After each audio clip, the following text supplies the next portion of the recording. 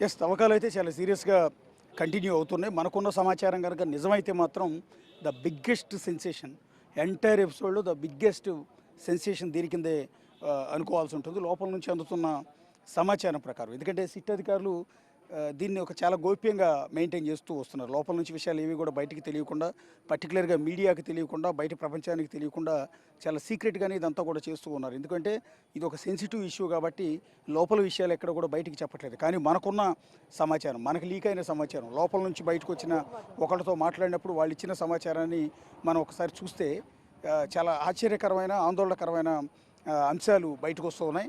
4 dead బాడీలు ఇప్పటివరకు. నలుగురు కూడా యువతులు, అంటే మహిళలకు సంబంధించిన డెడ్ బాడీ ఆనవాళ్ళు, అంటే ఎముకలు పుర్రెలు దొరికినట్టుగా. అయితే దొరికిన వెంటనే అవి ఆడవాళ్ళవని ఎట్లా డిసైడ్ చేశారు అంటే పుర్రె ఆకారాన్ని బట్టి. మగవాళ్ళ పుర్రె వేరుగా ఉంటుంది, ఆడవాళ్ళ పుర్రె ఈజీగానే ఐడెంటిఫై చేయొచ్చు. పుర్రె సైజు, లోపల స్కెలిటన్ సైజ్ అనేది మహిళలకి చిన్నగా ఉంటుంది, ఆడవాళ్ళకి పెద్దగా ఉంటుంది. మగవాళ్ళకి పెద్దగా ఉంటుంది, ఆడవాళ్ళకి ఈ పుర్రె సైజ్ అనేది చిన్నగా ఉంటుంది. దట్స్ నోట్లో పళ్ళ ఆకారం, ఈ పళ్ళ ఆకారం అనేది, పళ్ళ డిజైన్ అనేది 32 పళ్ళ డిజైన్ అనేది మగవాళ్ళకి ఒకలా ఉంటుంది. మగవాళ్ళ దంతాలు, పెద్ద దంతాలు ఒక మాదిరిగా ఉంటే ఆడవాళ్లకు మరో రకంగా ఉంటాయి. సో చూసి చూడగానే ఇది ఆడవారి స్కెలిటనా, మగవాళ్ళ స్కెలిటనా, ఇది చిన్నపిల్లల స్కెలిటనా, పెద్దవాళ్ళ స్కెలిటనా అనేది ఈజీగా కంపేర్ చేసేస్తారు ఫోరెన్సిక్ టీం అంతా కూడా. సో అందువల్ల ఇప్పటి వరకు నాలుగు మృతదేహాలకు సంబంధించిన పుర్రెలు, ఎముకలు దొరికాయి అనేది బయటకు వస్తున్న అనధికార సమాచారం. అందుకే మరోసారి డిస్క్లైమర్ ఇస్తూ ఉన్నాము. ఈ బ్రేకింగ్ కనుక నిజమో కాదో పూర్తి స్థాయి క్లారిటీ ఇంకా రావాల్సి ఉంటుంది. అధికారులు అఫీషియల్గా ధృవీకరించాల్సి ఉంటుంది. మనకున్న సోర్సుల్లో చెక్ చేసిన క్రమంలో 4 బాడీలను ఐడెంటిఫై చేశామనేది వాళ్ళు చెప్తున్నారు. ప్రస్తుతం తవ్వకాలు జరుపుతున్న ప్లేస్ని కూడా మీరు ఒకసారి ఎదురుగా చూడవచ్చు. ఆ గ్రీన్ పరదా ఏదైతే కప్పారో, ఆ పోలీస్ వెహికల్ ఏదైతే ఉందో ఆ వెహికల్ వెనకాల మీకు కరెంటు స్తంభాలు మీకు కనిపిస్తూ ఉన్నాయి. ఆ కరెంటు స్తంభాల వెనకే ప్రస్తుతం డిగ్గింగ్ అంతా కూడా జరుగుతోంది. సో దాని దగ్గరే ప్రస్తుతం 4 మృతదేహాల ఆనవాళ్లు దొరికాయి అనేది ఇప్పటివరకు బయటకు వస్తున్న ప్రచారం. ఎగ్జాక్ట్లీ మీకు ఎదురుగా లొకేషన్ చూపిస్తున్నాను. పోలీస్ వెహికల్ వెనకాల కరెంటు స్తంభాలు కనిపిస్తున్నాయి. కరెంటు స్తంభాల పక్కనే 11వ నంబర్ లొకేషన్లో తవ్వకాలు ఉదయం నుంచి కూడా సాగుతూ ఉన్నాయి. చాలామంది ఉదయం నుంచి కూడా వెరీ ఇంట్రెస్టింగ్గా ఎదురు చూస్తూ ఉన్నారు, చాలా ఉత్కంఠగా ఎదురు చూస్తున్నారు. ఎందుకంటే ఇప్పటివరకు దొరికిన లొకేషన్స్లో ఎక్కడా కూడా, తవ్విన లొకేషన్స్లో ఎక్కడా కూడా ఎలాంటి ఆనవాళ్ళు దొరకపోవడంతో ఈ 11, 12 లొకేషన్స్లో ఉంటే కేసులో మిస్టరీ వీడిపోయినట్టే, లేకపోతే ఇది కేవలం సెన్సేషన్ కోసం చేసినట్టుగానే భావించాల్సి ఉంటుందని మొదటి నుంచి కూడా చెప్తున్నారు. అందుకని ఇదిగో 11వ నంబర్ లొకేషన్ దగ్గర ఈ తవ్వకాలు జరుపుతున్నప్పుడు చాలా సీరియస్గా చేస్తూ ఉన్నారు. ఎందుకంటే ఎక్కడ బయటికి లీక్ కాకుండా ఉండటం కోసం మామూలుగా అన్ని చోట్ల పరదా పై వరకు కప్పితే ఈ 11వ నంబర్ లొకేషన్లో కింది నుంచి కూడా ఏమీ కనపడకుండా కింద ఎక్స్ట్రా పరదా కప్పారు. మీరు ఒకసారి చూడవచ్చు. ఎందుకంటే ఇక్కడ తవ్వకాలు మొదలుపెట్టగానే కొన్ని ఆనవాళ్ళు, కొన్ని ఎముకలు దొరికాయి అనేది కొంత అనధికారికంగా మనకు సమాచారం తెలుస్తుంది. ఆ తర్వాత 4 డెడ్ బాడీస్ని ఐడెంటిఫై చేసినట్టుగా ఇప్పటివరకు అయితే తెలుస్తోంది. సో దీనికి తోడు ఇప్పుడు మనకు కొద్దిసేపటి క్రితం లోపలికి ఉప్పు బస్తాలని తరలించారు.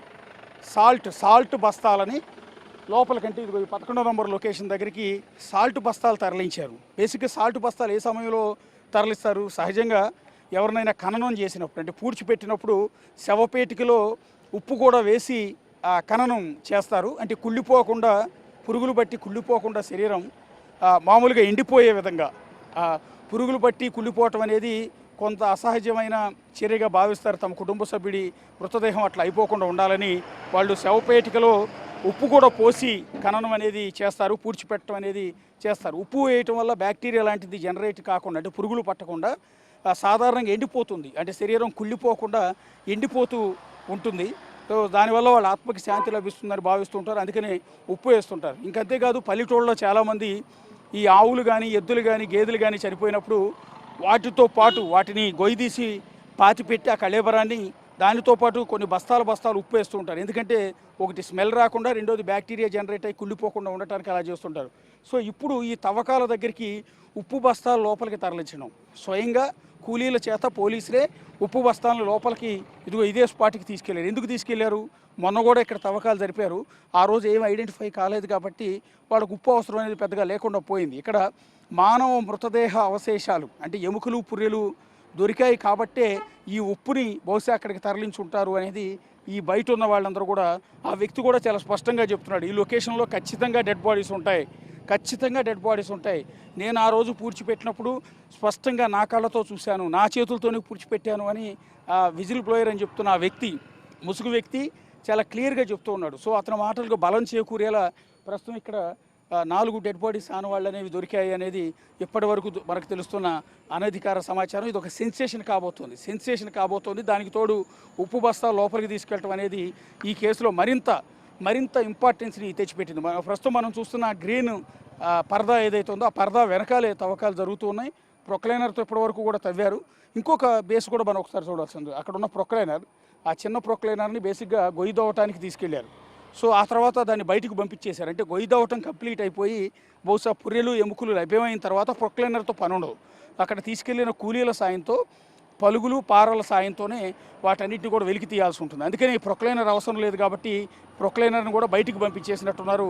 చక్కగా ప్రొక్లైనర్ డ్రైవర్ కూడా బయట కూర్చుని రిలాక్స్డ్గా కూర్చుని ఉన్నాడు, పెద్దగా పని లేదు దానికి. సో మనుషులు మొత్తం కూడా పనిచేస్తున్నారు. 20 మందికి పైగా కూలీలు లోపల పనిచేస్తున్నారు.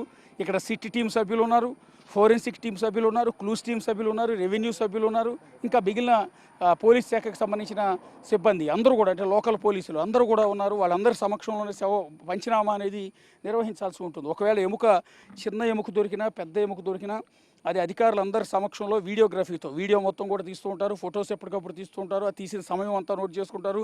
తీసే శాంపిల్స్ అన్నింటిని కూడా చాలా జాగ్రత్తగా కలెక్ట్ చేసుకుంటారు. ఆ తీసుకున్న శాంపిల్స్ అన్నింటిని కూడా ఇప్పుడు తీసుకెళ్ళిన ఉప్పు ఏదైతే ఉందో బహుశా ఆ ఉప్పులో ప్యాక్ చేస్తారేమో అని అనుకుంటున్నాం. మరి పూర్తిగా దానికి సంబంధించిన సమాచారం మన దగ్గర లేదు కాబట్టి సాల్ట్ తీసుకెళ్ళటానికి బహుశా కలెక్ట్ చేసుకున్న ఎముకల్ని, పుర్రెల్ని అందులో సాల్ట్లో పెట్టి తీసుకొస్తారా ఏంటనేది చూడాల్సి ఉంటుంది. లేకపోతే స్మెల్ వస్తుంది కాబట్టి దాన్ని కంట్రోల్ చేయడానికి ఏమైనా తీసుకెళ్ళారంటే రకరకాల, ఇది కొన్ని ఏళ్ల క్రితం పూడ్చిపెట్టిన మృతదేహాల తాలూకు అవశేషాలు ఉన్నా కూడా అందులోంచి స్మెల్ పెద్దగా రాదు, ఎముకల నుంచి పెద్దగా స్మెల్ అనేది రాదు.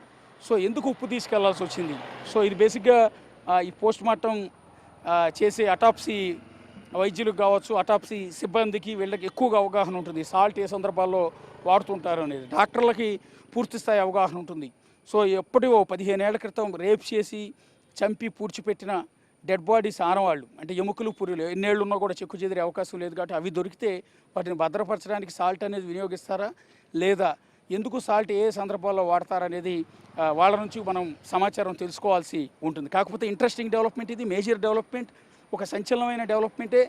సో మరి కాసేపట్లో దానికి సంబంధించిన ఏమన్నా అప్డేట్స్ని అధికారులు ధృవీకరిస్తారా లేదా అన్నది చూడాల్సి ఉంటుంది. లేదంటే కనుక ఇప్పుడు అక్కడ తవ్వకాలు చేస్తున్నారు కాబట్టి ఒకవేళ దీన్ని రహస్యంగా ఉంచి పూర్తి స్థాయి రిపోర్ట్స్ సబ్మిట్ చేయడానికి ఇంకా టైం పడుతుంది కాబట్టి మీడియాకు పూర్తి వివరాలు వెల్లడించని పక్షంలో ఒకవేళ ఎముకలు లాంటివి కనుక దొరికితే ఇదిగో ఇటువైపు నుంచే తీసుకొస్తారు. ఖచ్చితంగా ఇటువైపు నుంచే ఈ రహదారి గుండానే తీసుకొచ్చి మనకు ఎదురుగా కనిపిస్తున్న బ్లూ కలర్ వ్యాన్ ఏదైతే ఉందో అక్కడ పోలీసులు నిలబడి ఉన్నారో ఆ వ్యాన్లోనే స్టోర్ చేసి అక్కడ నుంచి ఫోరెన్సిక్ ల్యాబ్కి తరలించాల్సి ఉంటుంది. బహుశా ఇలా తీసుకొచ్చేటప్పుడు వాళ్ళు అడిషనల్గా బస్తాలు లాంటివి ఏమి పట్టుకెళ్ళలేదు, ఒక్క ఉప్పు బస్తాలు మాత్రమే తరలించారు. తిరిగి వచ్చేటప్పుడు బహుశా ఆ ఉప్పులోనే వీటన్నిటిని కూడా ప్యాక్ చేసి తీసుకొచ్చే అవకాశం ఉంటుంది. దాన్ని బట్టి మనకు క్లారిటీ వచ్చే అవకాశం ఉంటుంది. లేదా కొంత ఇంటర్నల్ ఇన్ఫర్మేషన్ అక్కడ లోపల పనిచేయడానికి వెళ్ళిన సిబ్బందిలో కొంతమంది ఈ విషయాన్ని లీక్ చేసే అవకాశం ఉంటుంది. మొన్న 6వ నంబరు లొకేషన్లో కూడా ఒక మనిషి ఎముకలు, పుర్రె దొరికాయి. అది పురుషుడి పుర్రె ఎముక అని తేలింది. అది కూడా సిట్ అధికారులు ఎక్కడ ధృవీకరించలేదు. కానీ అక్కడ పనిచేయడానికి వెళ్ళిన మిగిలిన సిబ్బంది దాన్ని కొంత బయట ప్రపంచానికి లీక్ చేయడంతో సంచలనం మొదట వెలుగులోకి వచ్చింది. అయితే అతను చెప్తున్నది 100 మందికి పైగా ఆడవాళ్ళని, పర్టికులర్గా 15 ఏళ్ళ నుంచి 20 ఏళ్ళు 22 ఏళ్ళ లోపు ఉన్న యువతులను మాత్రమే రేప్ చేసి ఇక్కడ పూడ్చిపెట్టారు అనేది విజిల్ బ్లోయర్ చేస్తున్న ఆరోపణ. కానీ మొన్న దొరికింది మేల్ డెడ్ బాడీ. కానీ ఇప్పుడు ఈ స్పాట్లో 11వ లొకేషన్లో 4 యువతుల డెడ్ బాడీ తాలూకు ఆనవాళ్ళు, అవశేషాలు దొరికాయి అనేది బయటకు వస్తున్న సమాచారంగా తెలుస్తుంది. చూద్దాం మరి కాసేపట్లో అయితే దీనికి సంబంధించిన క్లారిటీ అయితే వచ్చే అవకాశం.